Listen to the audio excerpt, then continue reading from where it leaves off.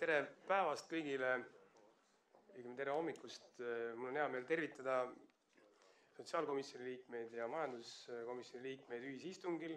See istung on avalik ja meie teemaks on Šotimaa kogemused alkoholi miinimumhinna juurutamisel ja rakendamisel, nende mõjud majandusele ja tervisele. Ja mul on hea meel tervitada siin ka meie Šoti sõpru, Donald Hendersoni, Sotsi valitsuse rahvatervise ametijuht, Marjorie Marshall, Šoti ekspert ja Peter Rice, Šoti ekspert. Triinu Täht, Sotsiaalministeeriumi rahvatervise osakonna peaspetsialist, Katrin Karolin, Sotsiaalministeeriumi esindajana ja Tsaatsa Tsereteli Põhjamõõtme koostöövõrgustiku alkoholi ja vanglatervise ekspert. So welcome our friends from Scotland. Meie istung on eestikeelne, nagu ma ütlesin, siis see kantakse üle ka meie Riigikogu koduleheküljel ja toimub kahes osas, et esimene on siis avalik osa, kus me käsitleme siis ühiselt seda alkoholi miinimumhinna juurutamise küsimusi ja Sotsiaalkomisjoni liikmetel ma palun siis pärast väikest vaheaega ka siia jääda, et me teeme ka mõned otsused, mis puudutavad Sotsiaalkomisjoni istungi tööd. Ja enne veel, kui me läheme teema juurde, on meil vaja mõlemal komisjonil kinnitada ära oma nädala töökavad. Et ma siis praegu läheksin selle juurde, et kinnitada ära Sotsiaalkomisjoni selle nädala töökava, milleks on siis täna veel 2 punkti seaduseelnõu 471 SC ja tervishoiuteenuste korraldamise seaduse muutmise eelnõu 495 SC. Ja homme toimub meil algusega kell 2 avalik istung Riigikogu konverentsisaalis, mille teemaks on kvaliteetne asendushooldus Eestimaa inimressursi säilitamise üks eeldustest. Ja infokorras siis kolmapäeval, küll mitte Sotsiaalkomisjoni eestvedamisel, kuid meie kaasabil, siis toimub siin samas Riigikogu konverentsisaalis algusega kell 12 omaste hoolduse ehk siis Eesti Hooldajate Liidu asutamiskoosolek, et sinna on oodatud kõik Riigikogu liikmed. Kas komisjon on sellise päevakorra poolt? Aitäh, palun Kaja. Tere ka minu poolt, tere tulemast ekspertidele. Majanduskomisjon on eelkõige kaasatud sel põhjusel, et kui sellised regulatsioonid oleksid, siis need ilmselt oleks ka meie komisjoni eelnõud ja komisjoni arutada. Aga me ka siis kinnitaksime oma päevakorra, ma teeksin ettepaneku, need päevakorrad on laiali saadetud ja laiali jagatud ka, et kinnitada see päevakord ilma neljapäevase päevata, ehk siis need küsimused, mis on meil neljapäevasel päevakorral, läheksid järgmise nädala päevakorda. Et kõik näivad noogutavat, keegi ei näi vastu olevat, seega on see päevakord kinnitatud. Nii, ja mul on hea meel tervitada siin ka Eesti Vabariigi sotsiaalministrit Taavi Rõivast, kes just hetkel jõudis.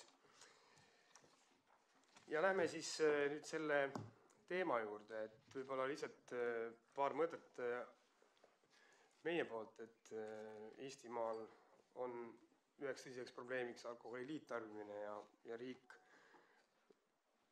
pidevalt arutab erinevaid meetmeid, kuidas moodi seda liigtarbimist ohjeldada ja üheks teemaks on olnud ka siis miinimumhinna juurutamise võimalus. Meil on väga huvitav kuulata oma sõprade Šotimaalt kogemust sellel teemal.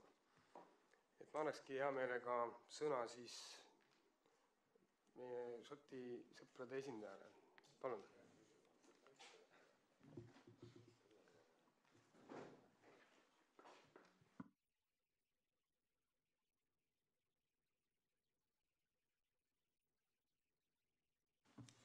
To be here and to share such expertise as we have.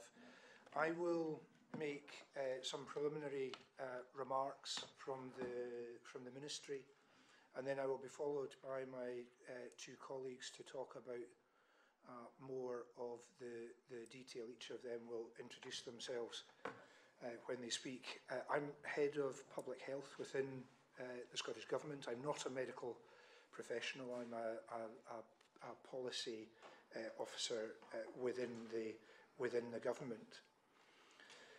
Our approach to minimum pricing has been based on the premise that socially we are suffering costs that we need not within Scotland, and that we can do something about that. It is not unchangeable. This is a graph showing actually UK figures, but the Scottish consumption will be similar, if somewhat higher, across the last 100 years or so. I think like Estonians, within Scotland, within the United Kingdom as a whole, we think of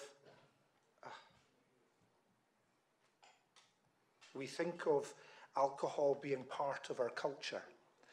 But that doesn't mean that cultures are unchangeable. You can see a very considerable change in alcohol consumption, a lot at the beginning of the century and at the end of the century, but much lower levels in the middle. Through a variety of actions, it is possible significantly to change the level of population consumption.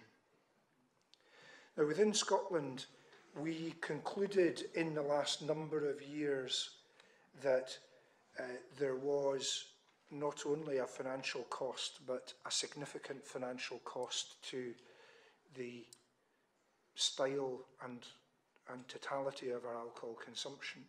Our population is about 4 times the size of Estonia. We have just over 5 million population, so about the same as Finland or Denmark.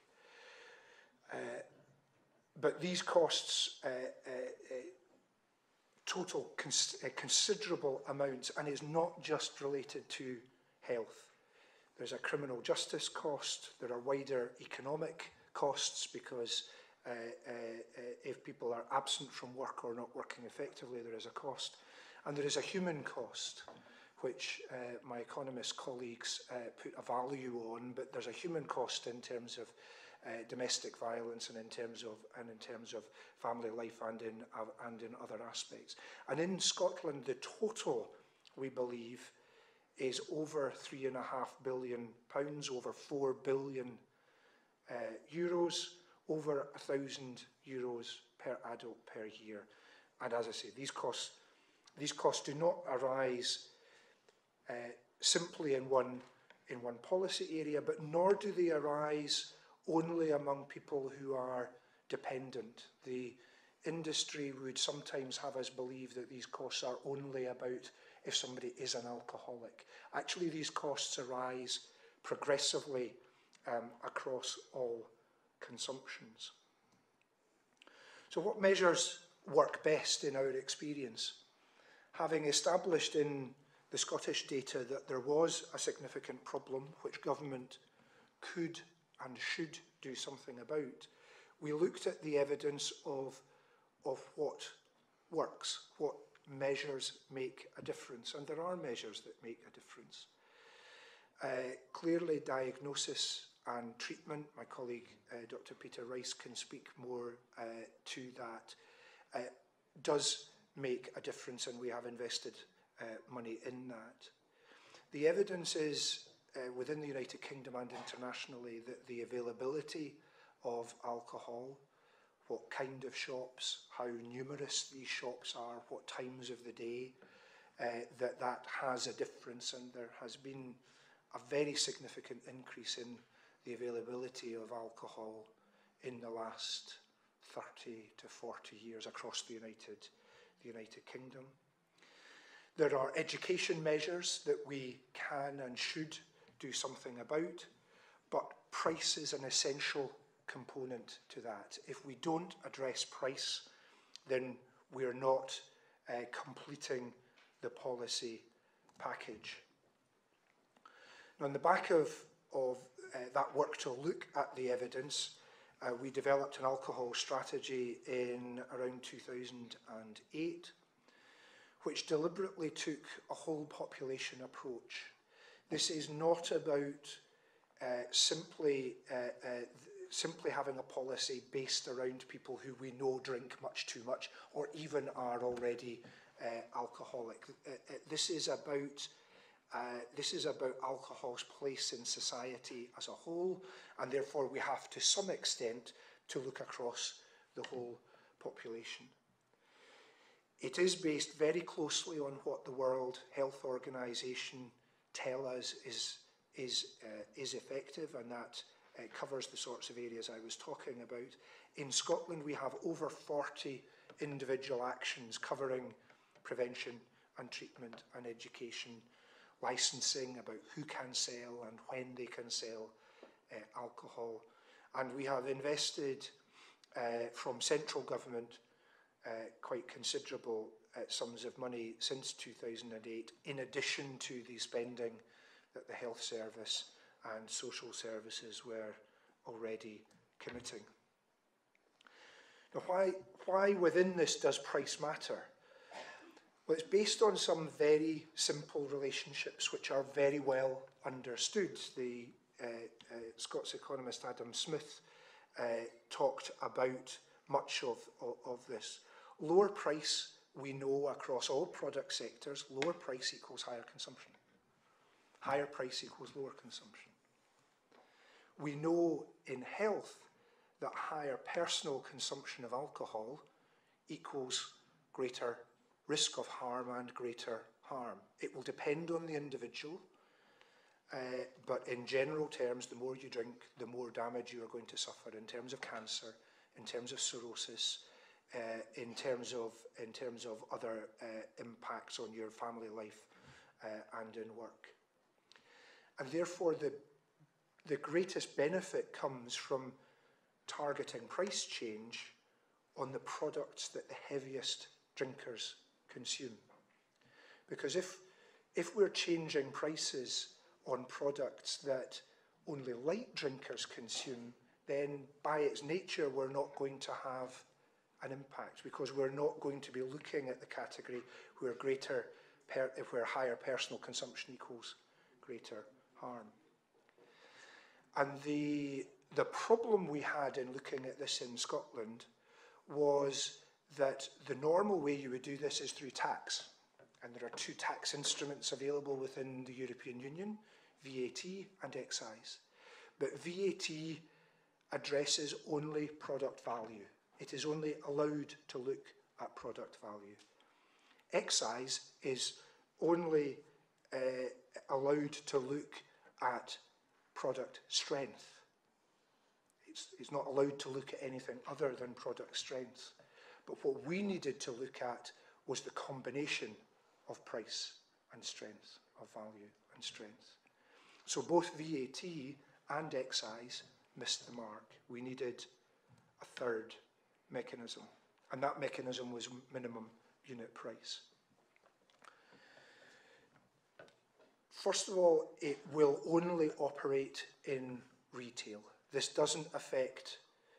isn't when a producer manufactures alcohol and sells it, or when a wholesaler is selling. It's only at the final point of sale to the end user. It is assessed on the amount of alcohol within a product. So if there was a small individual portion size of spirits and a bottle of beer and a small bottle of wine, all containing the same amount of ethanol, all of them would have exactly the same minimum price. There is no product differentiation between wine and beer and cider and spirits, because it's the ethanol that we care about. The effect is progressive below the minimum price. In excise, if we increase a bottle of cheap vodka by €4 a bottle, every other bottle of spirits would also have to increase by €4, regardless of whether it was vodka or gin or whiskey, regardless of whether it was a very cheap product, where our difficulties are greatest, or an expensive product. The minimum price will be set by the Scottish Parliament.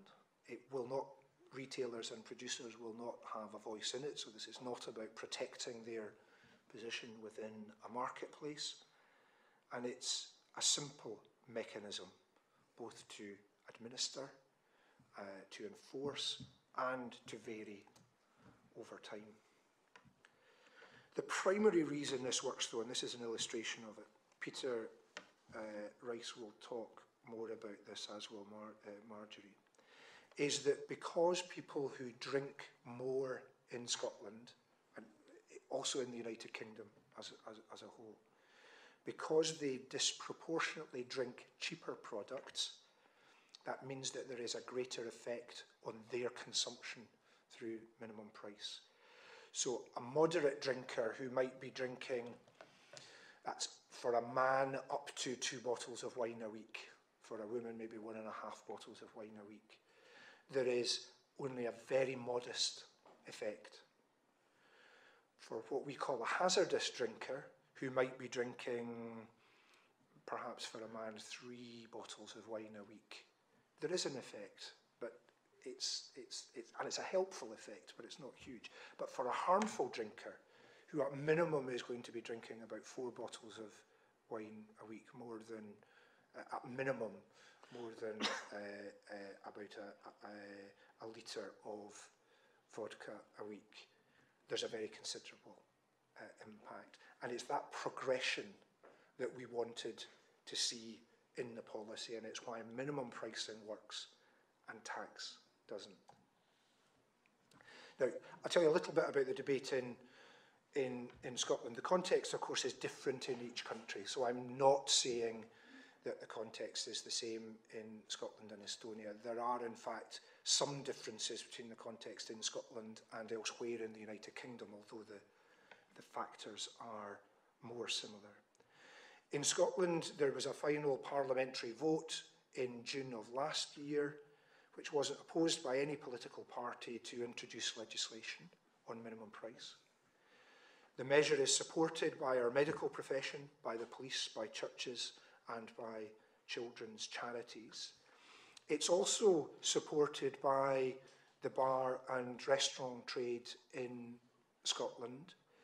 And in general, bars and restaurants are a safer place to drink alcohol than at home, where there is nobody to look after you. And it was, although it's been opposed by most in the industry, it has been supported by some beer producers, including Scotland's biggest. Now, I said that the context in different countries is different, and therefore you can't just lift policy from one to another. But here's a comparison that is strikingly similar. The blue figure is Estonian cirrhosis levels over the last 20 years or so, and the red is Scottish cirrhosis figures. So we're following the same path. Whether or not our answers are the same, that's a matter for the two different governments and the two different parliaments. But there are clearly some factors that are very close for our cirrhosis figures to look so similar. Now, on that point, I will hand over to my colleague Peter Rice, who is a clinician, to let him talk about some more of the detail. Okay, thank you very much, Donald. And I'm also very pleased and honoured to be part of the Scottish delegation and to have been invited to Estonia, which has it feels like being at home here. It's not difficult to see why, but it has a similar atmosphere. I'm very pleased to be here.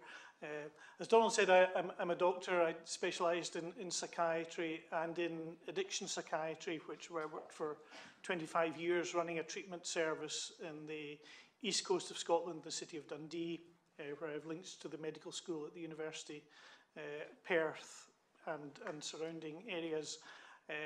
That's a very enjoyable job. I think I see more sick young people get better than pretty much any other doctor, and that's very satisfying. Our patients are very grateful for any help that we give them. We don't make them all better, but we do for many of them. But increasingly came to realise that prevention is more important than cure, and I have become more and more involved in public health work and prevention work in alcohol, because I think although the treatment of individual patients and providing good help for them is very important, the real improvement in population health, and we know this from heart disease, from diabetes, from cancer, the real improvements happen at a population health level, and alcohol I think is a very good example of that. Scottish doctors were the first group to call for minimum unit pricing in Scotland in 2006. And we did that because our figures, you'll have seen these earlier from Donald, were so worrying that our hospitalisations, admissions to hospital in red, and our alcohol deaths in blue were rising very quickly. One of the important things about this is that really until we actually stood back and looked at the data and analysed it in about 2003, 2004, I don't think any doctor in Scotland realised how bad it had got. This change happened quite gradually. So if you're running your hospital and you maybe had 3 people with alcoholic liver disease, coming in each week, and then the next year it's 5, you don't really notice that. It's a kind of gradual change. And I think it's very important, and Estonia has done some good work on this, to get good data to allow you to compare year on year, because if you're trying to just go by your hunch, by what you notice, that sometimes doesn't give you the full picture. So when we got the good data analysed, we realised that we were looking at rates of deaths that had increased three times over 15 years, huge increases in alcohol deaths. And that was happening at a time when other things were getting better.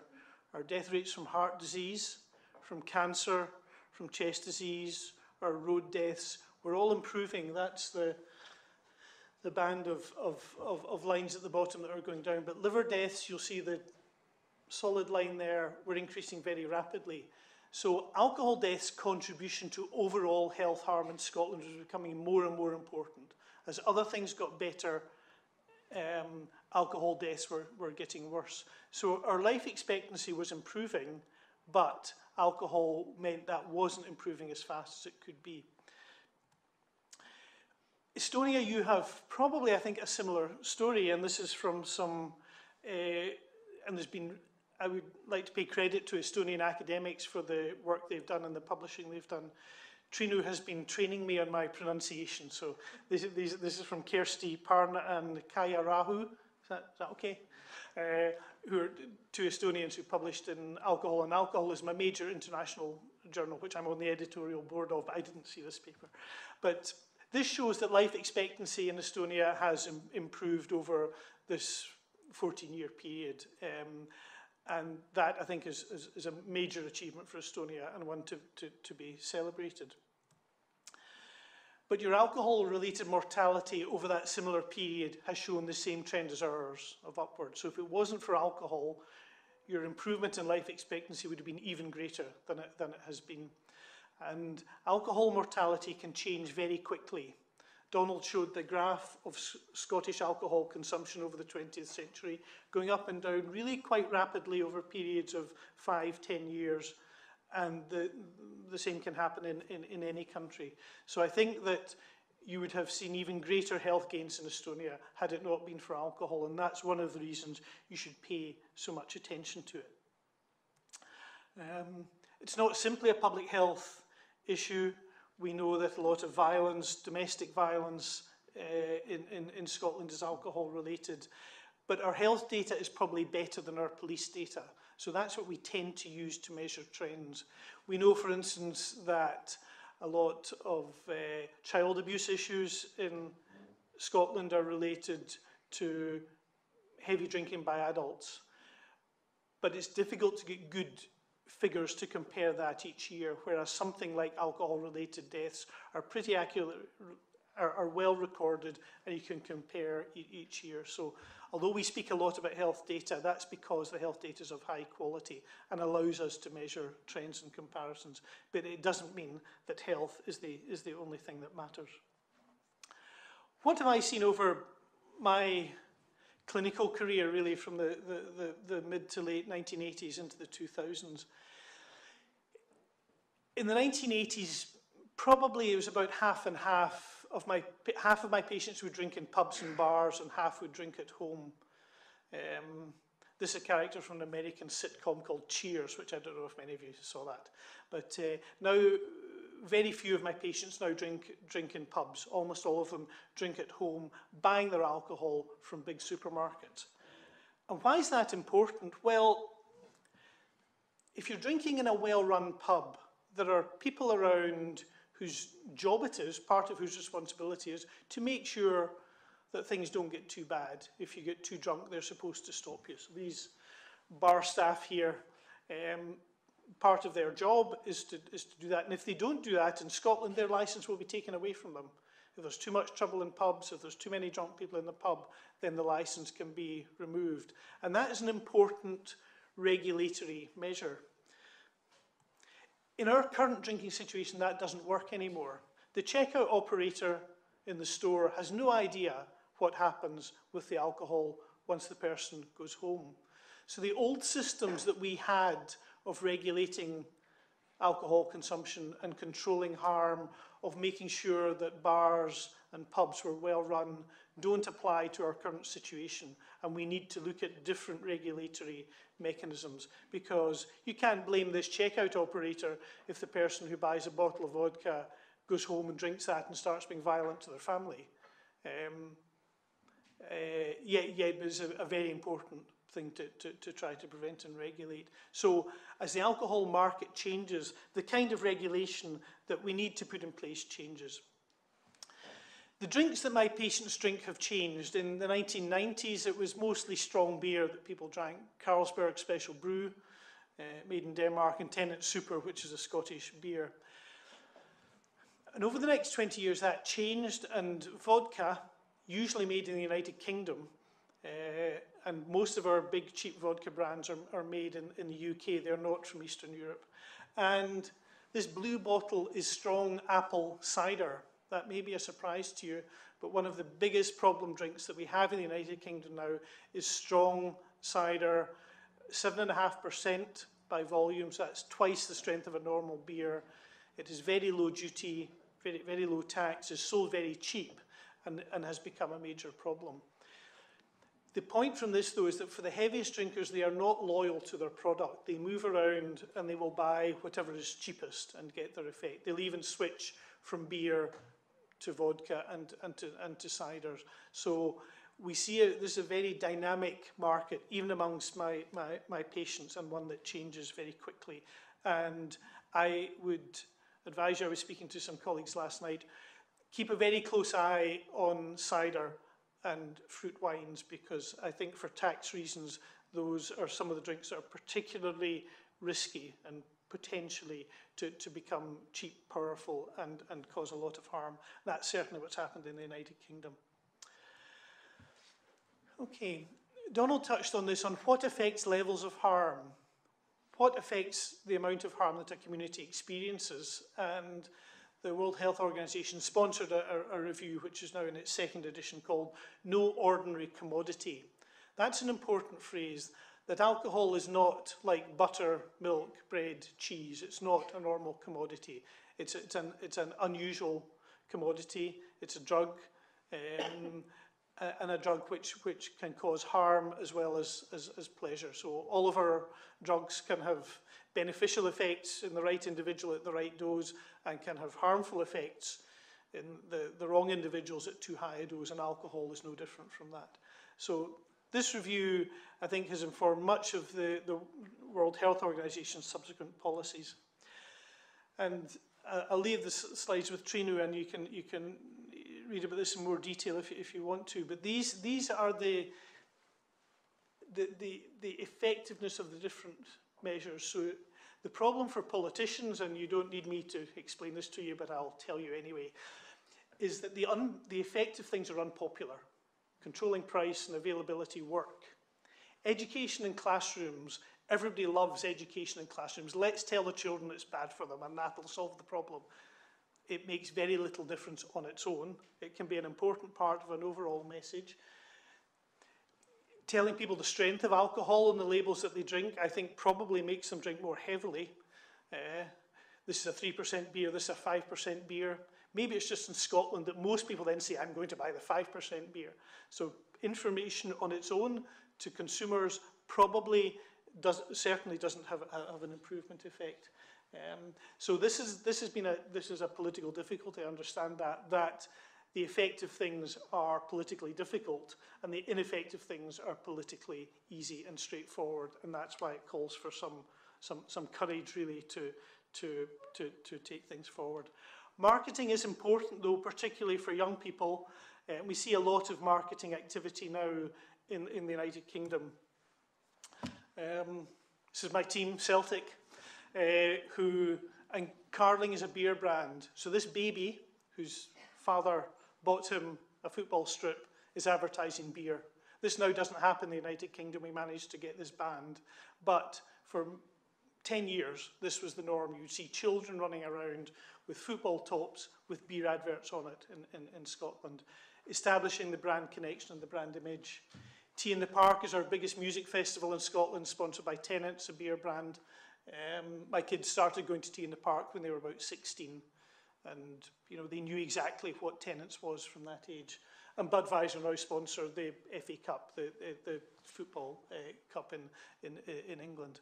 So much of the issue with marketing now is to do with sponsorship and promotion, not billboard marketing or television.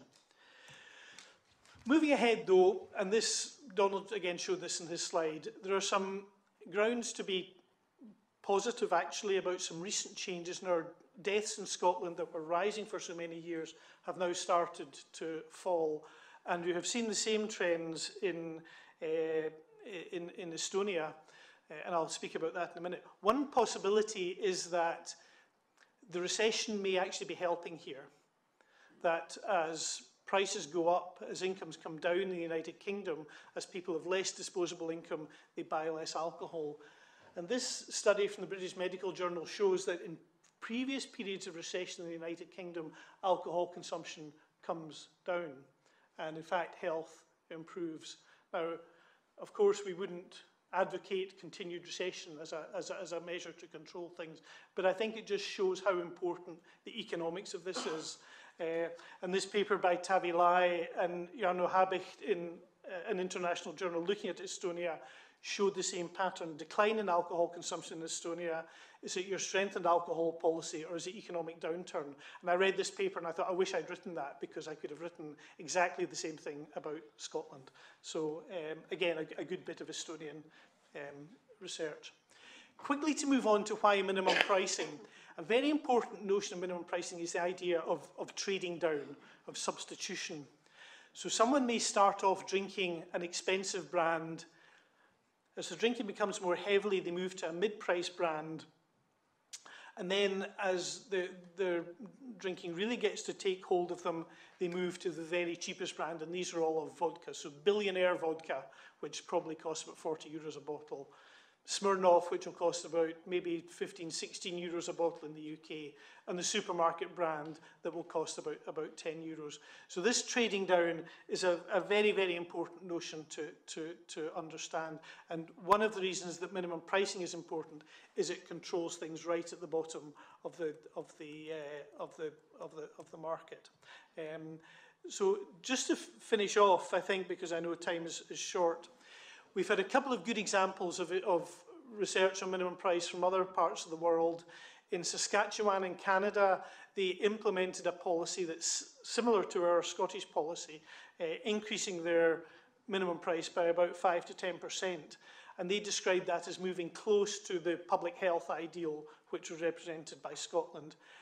And what they found was the drinks whose consumption fell after that were the strongest drinks, the drinks drunk by the heaviest drinkers, and the drinks not in pubs, but again in stores and off sales. And that was an important, I think, vindication for us of minimum pricing. So I think just to finish off, for someone like me working in treatment, if we don't have minimum price, it's like we're paddling the canoe up a river that's flowing in the wrong direction, and that's a difficult task. We're paddling upstream against the tide. I think if we have minimum price, then it will make treatment efforts much easier. Our patients will be less sick, less ill, they'll be drinking less heavily. It'll make the recovery more likely to be successful, and will, I think, is such an important part of an overall integrated alcohol approach. And that's the reason that Scottish doctors were so keen on minimum price, and why we've been so supportive of our government's continued efforts. So thank you very much for your attention, and I'll now pass over to Marjorie Donald. You're going to introduce Marjorie.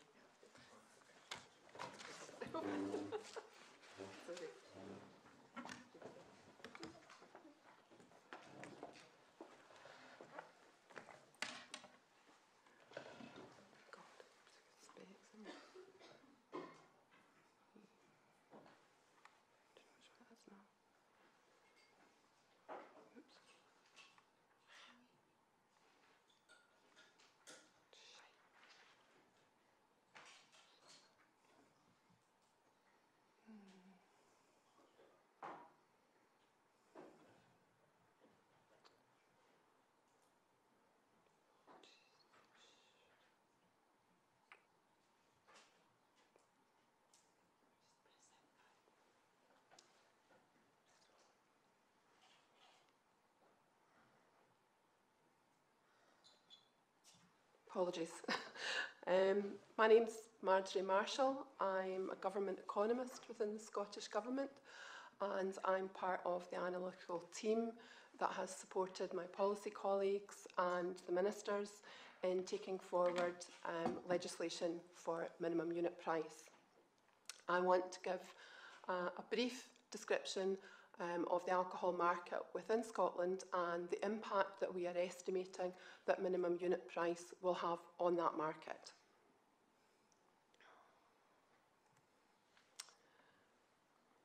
Both Peter had alluded to the fact that the market has changed over the years in terms of where people buy products and what they actually buy. So there's a difference around what people buy in bars and restaurants, where predominantly they're buying beer, and what the type of product that they actually buy in shops and supermarkets, where you can see here that predominantly they buy spirits and wine. And in fact, the vast majority of alcohol, as measured by pure alcohol, as measured by ethanol, is actually sold through shops and supermarkets. So around 70% of all alcohol that is consumed in Scotland is bought from shops and supermarkets. As Peter said, people tending not to drink as nearly as much in bars and restaurants. And what's that alcohol actually costing people at the present time? In Scotland in 2012, the sales data shows that the average price of a unit of alcohol, and the way we're measuring it, and this will vary in different legislations, different countries will determine what they call a unit differently. What we're calling a unit is 10 mils of pure alcohol, or 8 grams. Will cost around €1.84 in a bar or restaurant, but will cost around 60 cents in a shop or supermarket. Also, in terms of how much alcohol are you going to get in your drinks? Well, if you looked at something like half a litre of beer with an ABV of 4%, which might be slightly low for Estonian beer, I think it comes in lots of different strengths, that would equate to around 2 units of alcohol. A glass of wine would be just over 2 units, and a small whisky in Scotland would be 1 unit. Depending on the bar or the people you're drinking with, your whisky measure might be slightly larger. That average price, however, disguises a distribution. So like lots of products, the alcohol market is highly segmented. There are lots and lots of different products, and they're sold in a price range, a very broad price range. So that average price goes from something like the very cheap ciders that Peter was talking about, where you can buy more than 10 units for around €3.60. A lot of alcohol being sold and you see in the kind of mid-price range, the sort of lower than the median. So you're looking at something around €13 for a bottle of blended whisky or a bottle of cheaper vodka. Right up to very expensive premium products, bottles of very good malt whisky, very expensive vodka, which might cost as much as €28. So that average figure, as I say, hides a very broad distribution, and it's these products at the bottom of this distribution that we're most interested in. People buy from shops and supermarkets, but not only do they buy from shops and supermarkets, they buy most of it from supermarkets. Over 75% of the retail trade is from supermarkets. And I've no doubt that you're familiar with, this is a pattern that we see in other parts of Europe as well. Supermarkets dominate in this market. They're very powerful. There is a lot of competition. There's both price competition and non-price competition. Because there are a small number of large players, it's the classic sort of competition that you see. You see price following, so if someone introduces a bargain price, then very often it will be copied by or matched by all the other players in the market. We also know that this is a market in the supermarkets where at times people are actually willing to sell at less than the cost price of the alcoholic product. We know from an investigation from our own competition authorities that alcohol is one of the 3 products most likely to be sold at less than cost price. So this is a very aggressive competitive market. And in fact, we've seen the disappearance of some sort of mid-sized stores. So we have small shops where people can purchase products perhaps on impulse or something very close to home. So that's a much smaller part of the market, but the vast majority of the market is taken up by the large supermarkets. Again, coming back to that distribution that I just showed you, the bars in red indicate the products which would be affected should we implement, as we hope to do, implement our 50p or 60 cents per unit. So not those at the top end of the market, not those that are the premium products, the good quality wines, the good quality craft beers, good quality spirits, but the products that are selling much more cheaply. Not surprisingly, those who drink heaviest obviously buy the most, but it's amazing just to what degree that is skewed. And this is just a slide quickly to say that actually almost 40%, over 40% of products of volume of alcohol, is actually bought by the 10% of heaviest drinkers.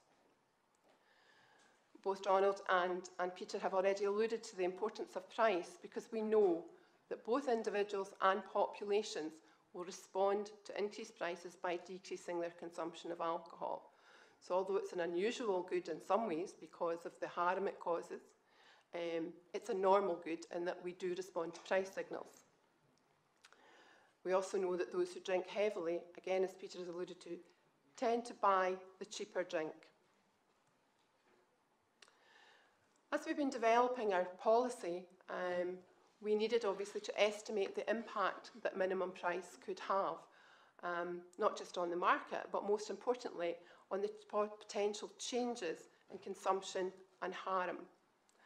And for that, we've relied quite heavily on the University of Sheffield alcohol policy model, which has become internationally known, and they have modelled various impacts from various price-based policies. For us, they've used Scottish data wherever possible, and it's important to note that this is a 2-stage model.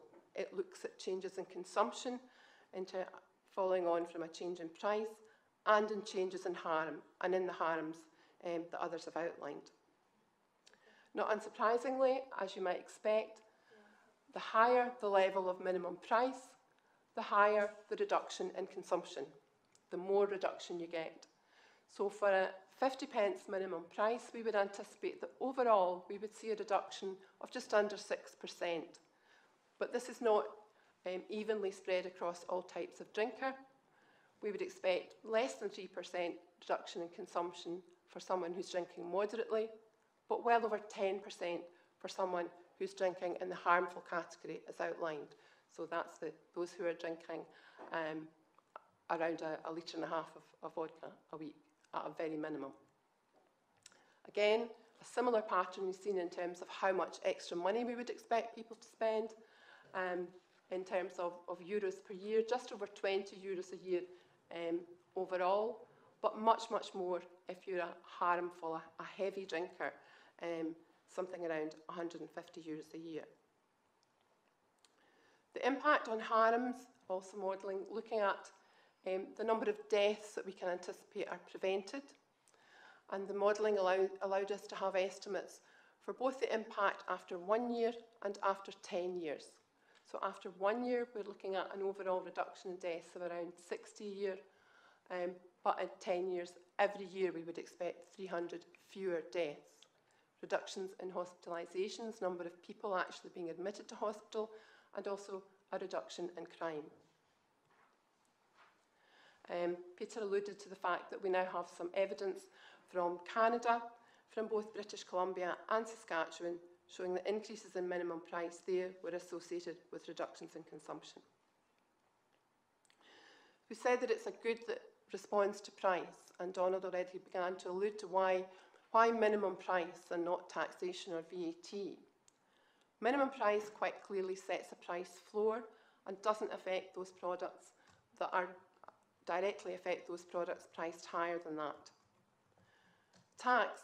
Taxation system to increase taxation would shift the whole distribution. In fact, in other words, it would affect all products. It would affect products in bars and restaurants as well as products in retail. So for us, minimum unit price gives certainty about retail price. And we know there are different experiences both within and across and between countries in terms of how much tax change is actually passed on to the consumer. So we have experience in our country where when duty is increased, it isn't always passed on.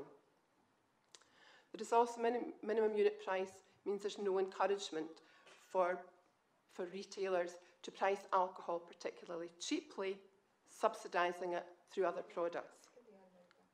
So it's targeted at strong products, strong cheap products, and at heavy drinkers. It's only affecting those in the retail trade. It's not affecting bars and restaurants. And as Peter described very well, this phenomenon of trading down, it prevents very heavy drinkers from trading down. As I've said, taxation affects all products. The retailer may choose to absorb it, at least to a certain extent. We are also constrained by some EU rules so that taxation on all products cannot be linked to strength. So, for example, in wine, we have to have the same taxation between products which are between 5.5% and 15% in terms of alcoholic strength. If we want to use tax rather than MUP, rather than minimum unit price, because we know there are products on the market which have a very low cost of production, which are selling at a very low price, because we know that we have retailers who are prepared to sell products at possibly even less than cost price, we would need to raise taxation to a very high level, which would penalise moderate drinkers, it would penalise expensive, high-quality products, and it would penalise parts of the industry which we do not perceive are causing a problem. I'll leave you to look at the figures, and I'm happy to explain them in questioning. And I'll hand over to Donald just to sum up.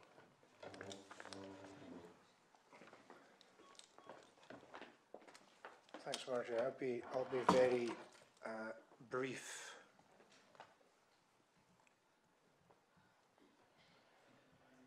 I don't really need to summarise where we are. We drink too much. We're getting harm from that. We can do something about it.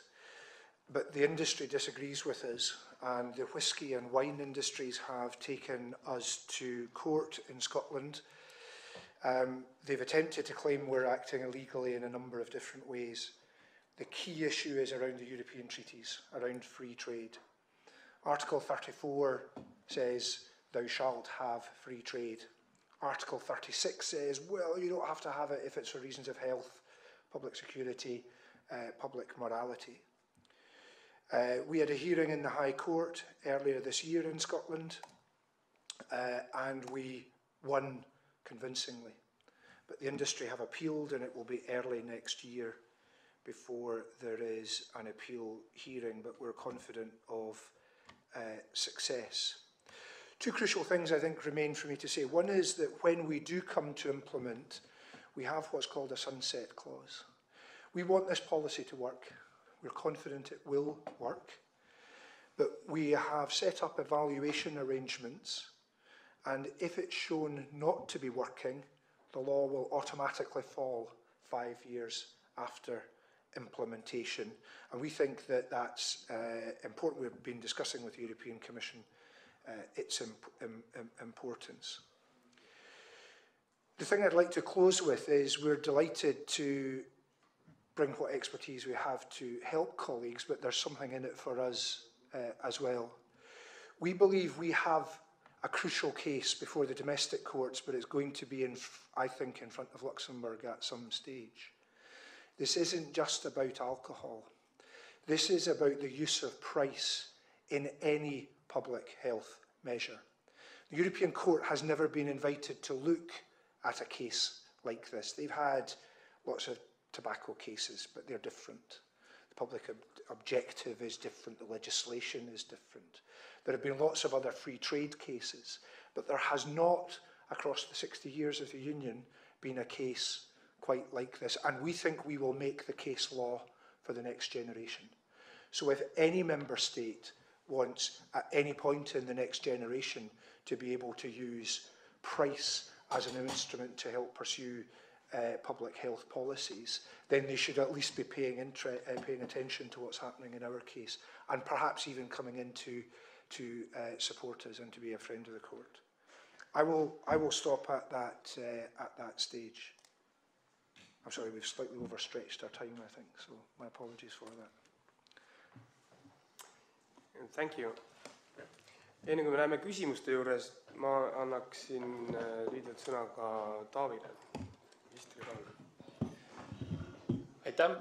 Ma ei taha kuidagi pikka ettekannet teha küll, aga lihtsalt juhtida tähelepanu, et miks miinimumhinnastamine võiks ka Eesti kontekstis meile huvi pakkuda. Kõigepealt taustaks see alkoholipoliitika roheline raamat, mida nüüd on juba aastake kohe kindlasti rohkemgi tegelikult tehtud, peaks olema sealmaal, et me saame ta kindlasti selle aasta numbri sees loodetavasti juba õige pea valitsuskabinetile arutamiseks esitada. Rohelise raamatu loogika on see, et see ei ole veel seadusandlik ettepanek, seal on diskussiooni avamiseks poliitika kujundamise ettepanekud ja hästi palju sõltub sellest siis, ütleme, millised ettepanekuid ja millises järjekorras ette võtta, et see ei ole veel automaatselt, nagu ma ütlesin, seaduse muudatus. Me kõige esimeseks punktiks enda poolt panime küll, kui niimoodi tinglikult saab seda üldse öelda, aga mis minu meelest on kõige kriitilisem ja mille osas meil ühiskonnas ei peaks olema ka mingitki vastuseisu, on see, et alaealistele kättesaadavuse suhtes oleks praegusega võrreldes ikkagi väga selgem suhtumine ja sisust nulltolerants. Praegu, ütleme, see kättesaada, ütleme, vahelejäämise tõenäosus on ikkagi küllalt väike, kui müüakse alaealistele alkoholi. Ma arvan, et siin meil nagu mingit poliitilist vaidlust ei teki. Aga ka hind on tegelikult ikkagi, kui mitte teema number 1, siis vähemalt number 2 lastele kättesaadavuse järel. Et täpselt nii nagu Šotimaal, nii ka Eestis ja ma olen ka nõus nende analüüsidega, et kõik need kättesaadavuse küsimused, kellaajad, igasugused sotsiaalkampaaniad, kõik on tegelikult nagu olulised, aga nagu me näeme, siis kaugeltki mitte nii olulise mõjuga kui hinna küsimus. Ja selle hinnaga on ka nii, et kui vaatame Eestis poes, siis tinglikult on seda mõistlik taandada ilmselt sellisele, ütleme, peatäie hinnale, eks ole. Et meil see kangete õllede probleem Eesti ühiskonnas on õnneks ära kadunud, kuna õlletootjad ise leppisid kokku et üle 7% kangusega õlut Eestis ei toodeta ja need, ütleme, välisõlled, mis on sisse toodud väga kanged, et need üldiselt omavad sellist marginaalset turujõudu ja nad on juba olemuslikult üsna kallid, kuna need on sellised eksklusiivsemad margid. Nii et see on nagu väiksem teema küll, aga kui me vaatame näiteks viinapudeli hinda, siis küll ja küll on näiteid sellest, kus alla 5 euro saab viinapudeli kätte.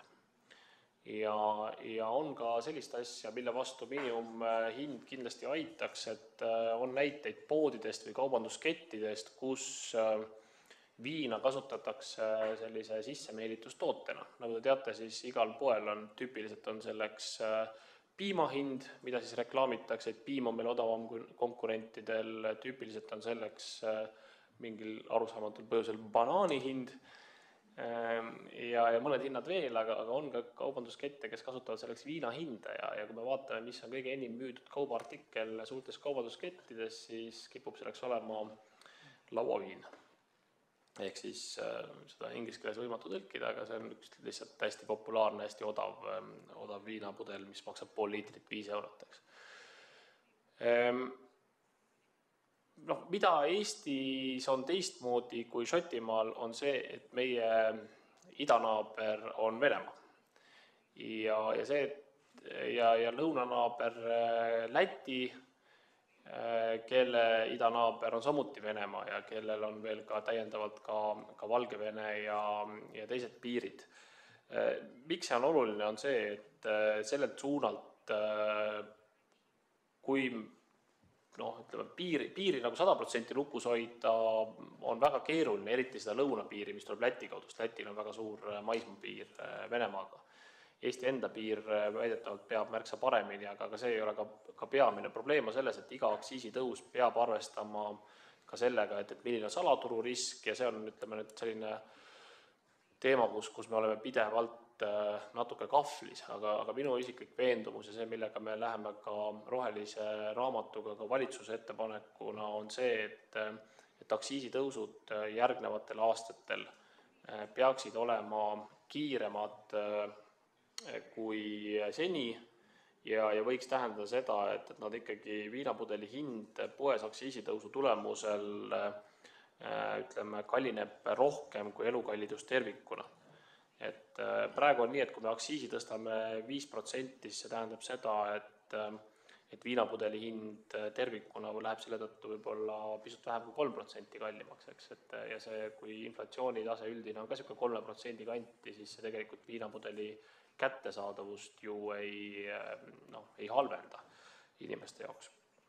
Ja eraldi teema, mis on ka minu meelest mõistlik Euroopa Liidu terviseministrite ringis Eestil tõstatada, on see, et seda me arutame kindlasti loomulikult enne ka Euroopa Liidu asjade komisjonis, enne kui me selleni jõuame, aga mis minu meelest oleks mõistlik, on see, et ikkagi anda riikidele natuke vabamad käed selle osas, et millistele alkoholitoodetele milliseid aktsiise kehtestada.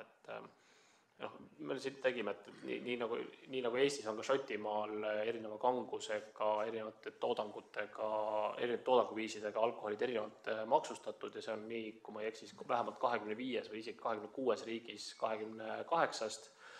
Aga mis on meie jaoks mure, on see, et näiteks alkopopsid, mis on nagu olemused sellised justkui lahjad tooted või sellised hard lemonade'id või seda laadi tooted, et neid võiks olla vähemalt siseriikliku poliitika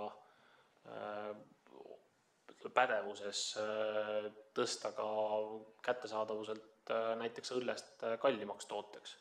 Et see on kogemuse järgi üks alkoholi stardipakett just noortele ja nendele, kes tegelikult ei peaks alkoholi veel ka oma vanuse tõttu üldse tarbima. Aga neid detailsemaid ettepanekuid loomulikult vahetult peale seda, kui me oleme valitsusele esitanud, sooviks ka Sotsiaalkomisjoniga jagada ja ma arvan, et see diskussioon võiks olla meil võimalikult laialdane, et siin, ma arvan, võiksime pürgida parteidevahelise konsensuse poole, et meil ei ole mõtet siin väga sellist ma arvan, et neid põhiteemadel, ütleme, väga suurt ideoloogilist vaidlust olla ei saa, et võib-olla reklaamipiirangute ja kättesaadud teemal on ka maailmavaatelised küsimused tulevad mängu, aga ma arvan, et need põhiasjad, mis puudutab lapsi ja hinda, siis siin vast mitte. Aitäh. Aitäh, Taavi. Aga nüüd on aeg küsimusteks. Tean, et kas kellelgi on küsimusi? Palun, jah. Olga. Kas me küsime eesti keeles, jah? Selge. Suurelt tänud nende huvitavate ettekannete eest. Mul on küsimus salaturu kohta, alkoholi salaturu kohta. Seda mainis ka praegu minister oma väikses kõnes, aga mis olukord on Šotimaal salaalkoholiga? Et kas te olete täheldanud, et peale nende meetmete rakendamist on kuidagi salaalkoholiturg kasvanud või teil sellega probleeme ei ole? Aitäh. We're lucky in Scotland. We're in a different geography. And perhaps in this regard we have different traditions as well. There is not a significant illegal market in Scotland. It does exist. There is some bootlegging, domestic manufacture. Actually, most of that is Lithuanian. Occasionally we have a couple of Lithuanians blow each other, blow themselves up in a garage when something goes wrong. But it's not significant. And private distilling of spirits has been illegal since the 18th century. Merely possessing the equipment to distill is illegal in the United Kingdom. There used to be a bigger home beer brewing market, but that has almost disappeared. Partly because the manufactured product is so cheap and so affordable. Why would you make it home? So it's not a significant difficulty. That does mean that our published statistics on consumption are probably pretty accurate, whereas I know in some parts of Europe there's very significant home production or illegal sales. Nii, palun. Kaja, Jaana ja siis Helm. Aitäh heade ettekannete eest. Mul on küsimus selle kohta, et siin paberites öeldakse, et 2012. aasta mais võeti see seadus vastu. Kaua ta on jõudnud jõus olla ja millal teil on plaanis teha uuringuid sellest tulemusest? Ja teine küsimus puudutab seda, et ma ei leidnud siit dokumentidest numbrit, kui palju see keskmine alkoholi tarbimine Šotimaal inimese kohta on, et Eestis on see kuskil 10 liitrit puhast alkoholi inimese kohta, et palju see Šotimaal on? Aitäh.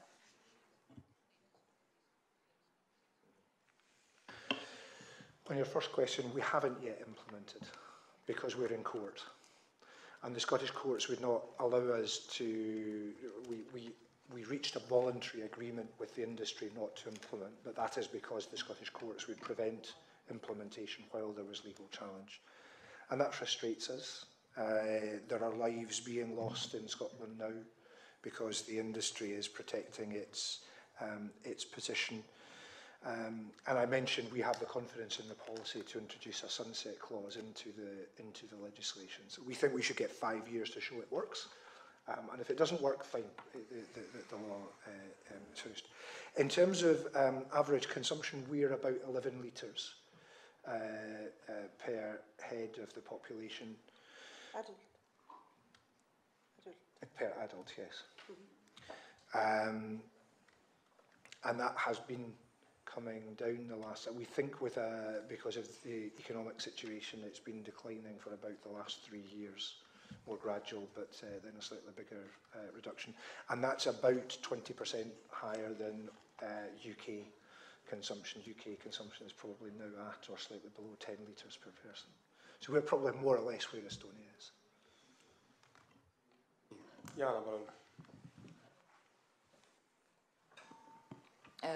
Tänud ka minu poolt ettekannete eest. Mul on lausa 3 küsimust. Esimese ma vist esitlen inglise keeles, kui tohib. Mr. Donald, it was your first slide about consumption of alcohol in Scotland. Scottish drink beer, wine, spirits and RTD. What is RTD? It's a new category. It's ready to drink. It's mixed drink, spirits and flavours. Okay, thank you. Ja siis 12 küsimust, mis puudutavad mitte, ma ütleks, salaturgu, võib-olla on see teile üllatuseks, aga ma küsin seda, kas teie maal juuakse ka kõikvõimalik huvitavaid asju, nagu näiteks odekolonne, klaaspesemisvedelik ja seda kõike muud. Ja kas siis, kui te tõstate need hindasid, kas äkki tulevad ette need inimesed, kes joovad need imelikke vedelikku? Tegelikult juuakse küll ja ma tean, et minu lemmikus Põhja-Tallinnas ka müüakse need igas ajalekioskis. Aga see selleks, juuakse. See on üks asi. Ja teine asi on see, et oli tore vaadata kõiki need hindasid, aga tahaks võrrelda neid ka teie sissetulekutega.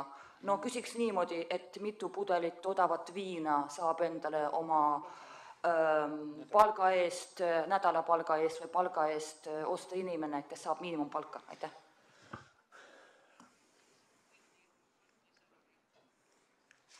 Okay, will I answer the question about the other forms of drinks that the eau de cologne? I worked for 25 years in a service that had about 1,000 referrals a year, so 25,000 patients. And I never saw one patient who drank in Scotland who drank those crude alcohol measures. All of the harm comes from properly produced alcohol. That's a dangerous product of itself. And I think that it would need to be a thing that we would carefully monitor if minimum pricing came in, but it's not been a feature of Scottish alcohol. Doctors who are a little bit older than me, who are 20 years older than me, said there was some of that happened in the 1960s and 1970s in Scotland, but we've not seen anything of that since. But we have thousands of deaths from regular alcohol, and that's an important point to make.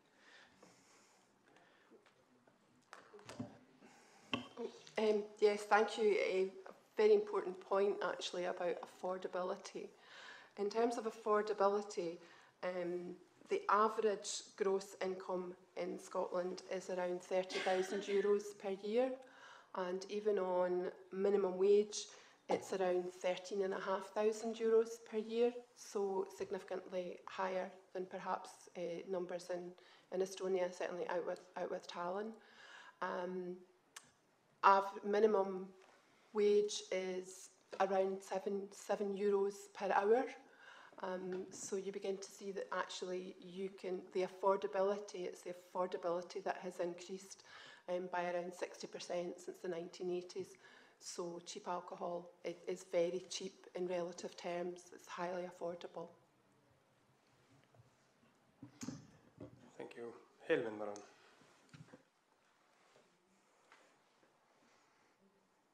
Ja tahtnud. Vabandust. Toomas. Ja aitäh ka tänud üks huvitava ettekande eest.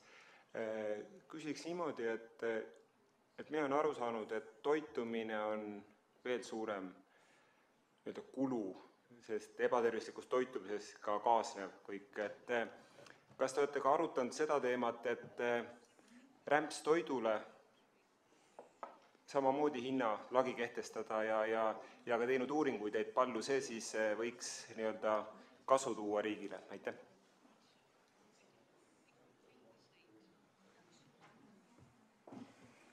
No is the short answer. Within my area of the government, I have responsibility for tobacco regulation and food and diet and obesity as well. But what we're trying to do in those three different sectors, in alcohol and tobacco and in diet, is very different. And the response in terms of discussion with the industry, which does happen with alcohol, certainly happens with food, but does not happen with tobacco. What regulation we use. Tobacco is very heavily regulated. Alcohol is becoming more heavily regulated, but food relatively unregulated. That's the nature of these discussions are quite different. we've looked at what place tax might have in relation to food, but there are absolutely no plans to introduce anything there in Scotland. We're preferring voluntary discussions with the industry to change some of the practices and improve some of the quality. And also around pricing, but it's positive pricing in the case of food to make sure that healthy food, that special offers in supermarkets are available more for healthy foods than for unhealthy foods. But that's about voluntary work with the retailers, not about regulation or about tax. Thank you. Olga. Aitäh, mul on veel üks küsimus. Teie slaididest me lugesime välja, et siis eelmisel aastal oli see vastu võetud ja kõik parteid olid poolt hääletusele, aga ma küsiks, et kes oli see initsiaator, kes tuli välja selle initsiatiiviga, olid need eksperdid, mingisuguse ühiskondliku surve tagajärjel see seadus sündis või olid need kõik parteid, kes otsustasid ühemeelselt, nad tulevad välja või oli see üks mingisugune partei ja kõik teised tulid kaasa, ehk kes initsieeris ja kui pikalt see debatt kestis, et kui palju kuid või aastaid võttis selle ettepaneku seadustamine, aitäh. Okay, I would like to plead guilty. It was a group of Scottish doctors, of whom I was one, who first proposed minimum unit pricing, and we suggested that in a report in 2006. And we discussed that with various political parties and the Scottish National Party, who became the biggest party in the next election for the first time. This was the first time they had been in power. I think we're very keen on, they accepted our argument that things were getting worse. The economics of the alcohol market were absolutely crucial to this, and minimum pricing was the best thing to do. So one thing I think that's been very pleasing for us is that the more the issue has been discussed, the more people have supported it. So one party supported it to start with, and then as they were a minority party, were not able to get that through in the first Parliament. The second Parliament, there were four main parties in the Scottish Parliament, and three of them supported it and one abstained. So similarly with the politics, with the court as well, we were very pleased that when the court looked hard at this idea, they supported it. So that has been part of the process. So the idea came from a health lobby group. It was taken up by one political party. The other political parties supported it, and now the courts have supported it. So that has encouraged us that the more people look at this idea, because it's a simple idea, but it's quite a radical idea as well. And I think when it's examined, we have found people have tended to support it, but that was the history. Nii, nüüd on Maret, Jaana ja Kaja. Aitäh. Miinimumhind on praegu kehtestatud Kanadas, et kas sealt saab võtta sellist head argumentatsiooni ja juba esimesi tulemusi, et seda vaidlustes kasutada, et kus on see kõige suurem võidukoht, kui vaadata nende taustas? Aitäh. Well, yes, in Canada, the policy has been there. The Canadian public health specialists would say that it has not been applied in as consistent and in as pure a way as Scotland is proposing.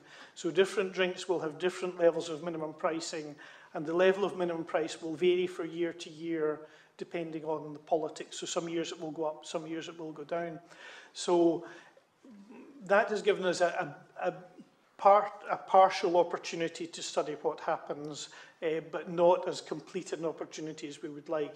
But in general, as Marjorie said and as I presented, in the years when the minimum price has gone up, hospital admissions have fallen, deaths have fallen, the consumption of the strongest drinks has declined, and so all of the signs point in a positive direction for Canada. I think the other thing to say is there are, of course, many places in the world where there are government monopolies of alcohol retail, Sweden and in Finland and in Norway, and also many parts of the United States. So there are other parts of the world where effectively the government does have control of alcohol prices, and all of that was put together by the World Health Organization to analyse the international data, and out of that they strongly supported minimum price as being a policy worth pursuing. But if Scotland is able to implement it, I think we would like to be the first country in the world to really do a good quality examination of effectiveness over about 5 years. But we think there are enough clues there, enough pointers to show that it would work. Nii, nüüd on Jana, Kaja ja Toomas ja siis lõpetame küsimuste vooru ära. Ajalimiit on üle.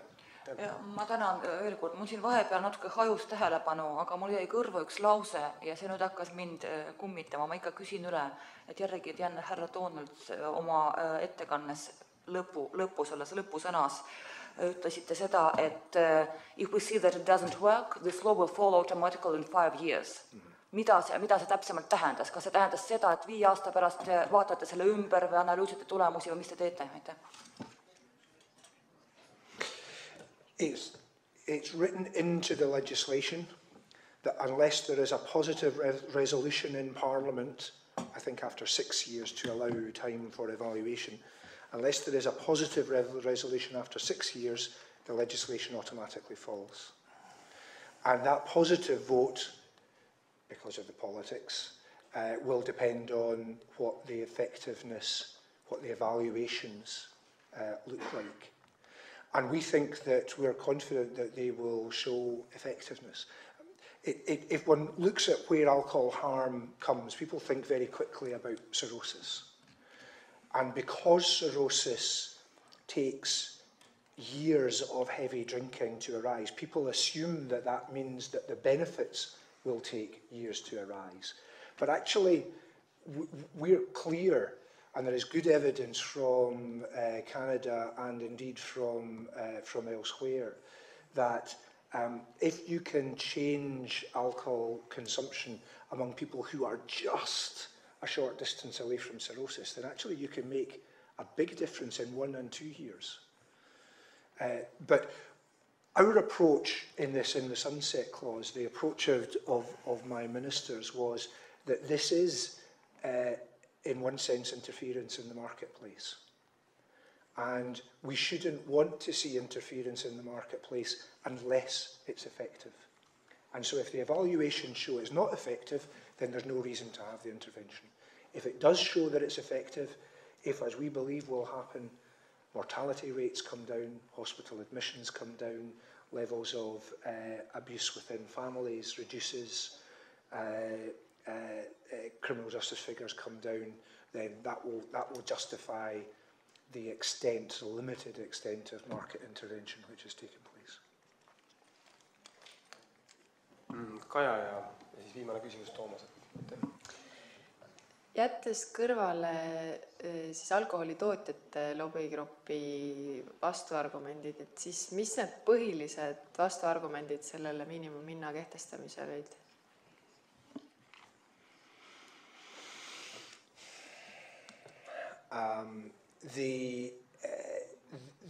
The industry talks about elasticity of demand, and they would talk a lot.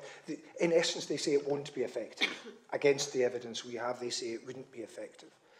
And they would use figures, for instance, that show that heavy drinkers are, in percentage terms, less responsive to price than lower drinkers. And that's probably true. But if you're a very heavy drinker, if in British terms you're drinking 100 units a week, and some of Peter's patients will be drinking more than 100 units a week, then it doesn't matter whether it's a smaller percentage reaction. It's a much bigger reaction in terms of units. And the health benefit comes not from a percentage reduction, that's abstract. The health benefit comes from drinking less ethanol. So the percentages don't matter. What matters is how much ethanol people stop drinking. and heavy drinkers stop drinking more than lighter drinkers, and therefore they gain disproportionately in health benefits. If I could just add to that, in my experience, my patients drink until their money runs out. Okay, so if they get money once a week, if they can drink for 4 days and 5 days, they will drink for 4 days and 5 days, and then they will stop drinking for 2 days and drink again. And as alcohol has become cheaper, I've seen those binges become longer. So if alcohol becomes dearer, they will stop after 2 days or 3 days, and that will be better for them. The other thing that I've seen over my career is that our heavy drinkers drink more heavily. So in the early 1990s, it was unusual for me to see someone drinking more than a half litre of vodka a day, and now I will see people drinking 1.5 litres of vodka a day because they can afford it. So, but my patients will, the English phrase would be cut their cloth to suit. They will adapt to their situation. Sometimes this surprises people about addiction, but if you think about cigarette smoking, 15 years ago, if you had said to people, you will not be able to smoke at a football match, they would have been astonished and wouldn't have believed it. I saw Celtic play Barcelona last week, very tense game, we lost, but no one in the stadium was smoking, and that would have been unbelievable 20 years ago, yet the legislation comes in and people follow it. So addiction is a very dynamic phenomenon, and even the heaviest drinkers will change their behaviour in line with the economic laws. So, but that has been one of the objections. The alcoholics will not change, but that is not true. They do notice price. They're very sensitive to price, in fact. The legal representatives of the industry also argued in court that each member state had very limited discretion as regards Article 34, as regards the free trade. And even though Article 36 exists, and even though in other parts of the treaty it talks about human life being the most important asset in the Union, they argued that there was very limited member state discretion. We don't believe that's what the European Court of Justice has said in cases. They've never had a case quite like this, so both sides are having to extrapolate from what the court has said. But we believe that there are lots of examples of the court saying that member states do have very considerable discretion, both to judge the level of protection that they should introduce for their population, but also, provided it is a rational response, that the methods that each member state can introduce, provided it's a proportional response, that the methods can be are left to the discretion of the member state as well. And that's what the Scottish Government has done. It's looked at the facts, it's assessed what will work, and it's reached a judgment of the level of public health protection that it wants to see. Nii, aitäh, ja Toomas, viimane küsimus. Ja aitäh. Ma küsiks ka ettevõtluse poole pealt natukene, et mulle endal natuke segaseks, et kui nüüd üks ettevõte, kes on just tootnud oma tooteid väikese juurdehindlusega, kas me suuname nüüd teda sinna poole, et hakkaks ka oma tootest brändi tegema ja siis teeniksid kõik muusugused ettevõtted,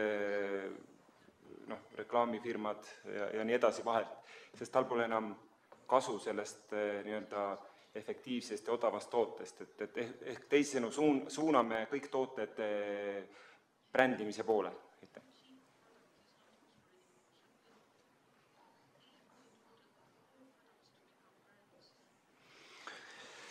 No, that's not a part of the legislation. How the market reacts will be a matter for individual companies, individual producers, individual retailers. But the Scottish Government, ministers in the Scottish Government don't believe that there is any public health need to intervene on the types of brands which are sold. that should be left to the marketplace and to the individual companies. There have been changes in brands versus what are called own brands, mainly supermarkets selling products under their own label, and we know that it is discussed between producers and retailers as to whether own brands will benefit or branded products will benefit from minimum price. But that's something that government can and therefore should leave to the marketplace. There would be no public health benefit to intervening in that. Nii, küsimused on esitatud ja ma tahan veel kord tänada meie ettekandjaid ja ka küsijaid. Teema on väga põnev. Valitsus arutab aasta lõpus siis meie alkoholipoliitika rohelist raamatut, mida on väga palju ja väga pikalt juba välja töötatud, kus on väga konkreetselt erinevad meetmed, et alkoholi liigtarbimist meie ühiskonnas kontrolli alla saada. Kindlasti ei ole alkoholipoliitika ainult üks konkreetne meede, aga selleks parlament ja komisjonid ongi, et erinevaid kogemusi kuulata ja neid küsimusi esitada. Ja ma loodan, et me siin lähiajal konkreetselt ettepanekuid ka valitsuse poolt saame arutada nii komisjonides kui ka suures saalis hääletada. Aga tänan veel kord kõiki ja Riigikogu poolt ma annan üle ka hea meelega sellise tänumeene, et te mäletaksite teed siia tagasi.